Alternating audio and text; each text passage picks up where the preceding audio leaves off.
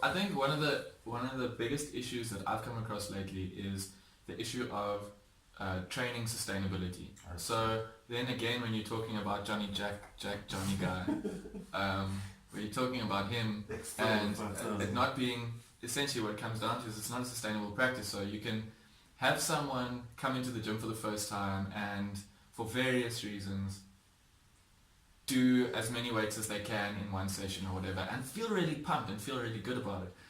But then they get home and they pump for a certain amount of time. Naturally we forget things. So we forget how we felt yesterday and whatever. And then next week comes around where it's time for the same session again. And they've built their mountain so big that now it's like a pain to just look at the fucking thing. Yeah, exactly. So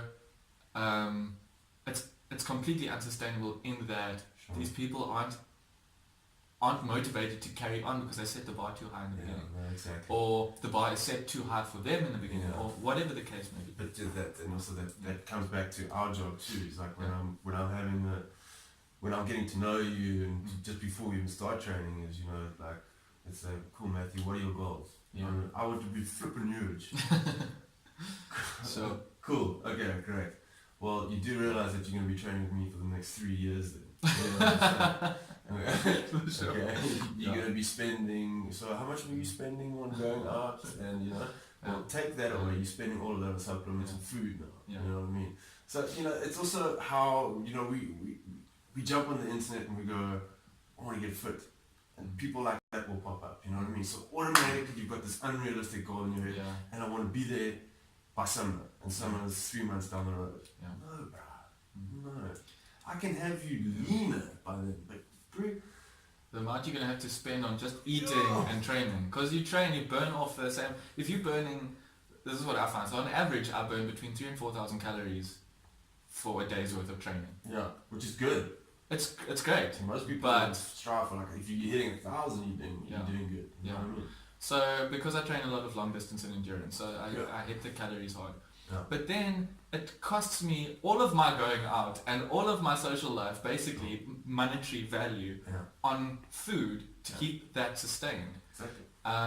So what I find, and getting back to that like sort of unsustainable thing, is that something that I've seen mentioned before on lots of other talks, is that training at 100% is unsustainable regardless of what you're doing, and that you should probably strive to train at 70% for a longer period of time. Sure.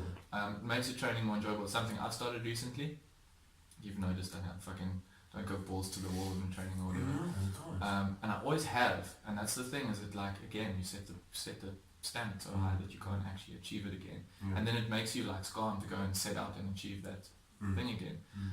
So you don't do it, and then 3 weeks later you haven't exercised because your standards are too high. You're blown. Totally blown.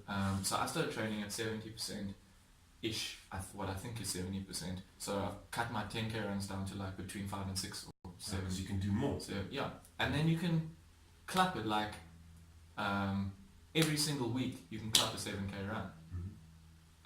And then throughout the week you can also clap little smaller runs with your other training, whatever. And the way that I train is I do one session a day of a different type of exercise. So I do a run, do some yoga, do some kickboxing, do this, do that, 5 days a week, all different training. And all at 70%. And then you also give yourself enough time to recover before the next time you train. So your body's not as sore and stiff and whatever. And you actually enjoy training. And then you can pair the training with the lifestyle that you enjoy. And you can start moving to something more sustainable and more realistic. But also, the further down the rabbit hole you go with fitness, the less your bad life choices become prevalent, because you're replacing them with good choices. The more good associations you make on a certain pathway, the less you need to associate with those things for your identity. So this becomes your identity, and that sort of gets pushed aside. And it's a process. That's the thing I find. I think people try and jump. Exactly. And I mean, the ultimate what's the word? The ultimate motivator is results.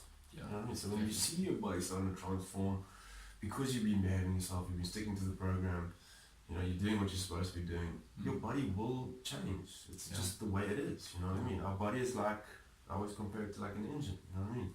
if you put shit in your engine, you're gonna get shit performance. Yeah, if you for put sure. good stuff in your engine, your engine will perform. For sure. You know what I mean? So it's like, yeah, it's also human nature. We love to complicate things when it's really simple, actually. Yeah. You know what I mean?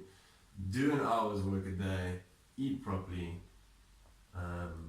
We're all human, cheat every now and again. Well, that's that 70% thing that comes in again. Exactly. You don't have to be 100%. non-human Yeah. to accomplish things. Exactly. Like, this is your life, and you have enough time in a day to get everything you need to get done. You just need to build up positive associations and not set the bar too high, I think. I think that's a good start anyway. And also pressuring ourselves, you know what I mean? Yeah, again. High pressure world we live in, you know what I mean? Like, there's enough people pressuring us all the time from every other angle. We can't pressure ourselves. Yeah, like also, again, unrealistic standards we constantly thrown in our face, you know what I mean? Like, you know, from being in the industry and myself now, just like almost my 6th year in the game, you know, like people are always like, fuck you, you're looking so good, bro. And I look in the mirror, I'm like, oof. Yeah, we all see that. You know? We all see ourselves. It's relative, you know what I mean? We were talking about our noses earlier. Yeah, exactly. Unfortunately, this I hate my nose. This just gets bigger. That's why I'm side on as much as I can.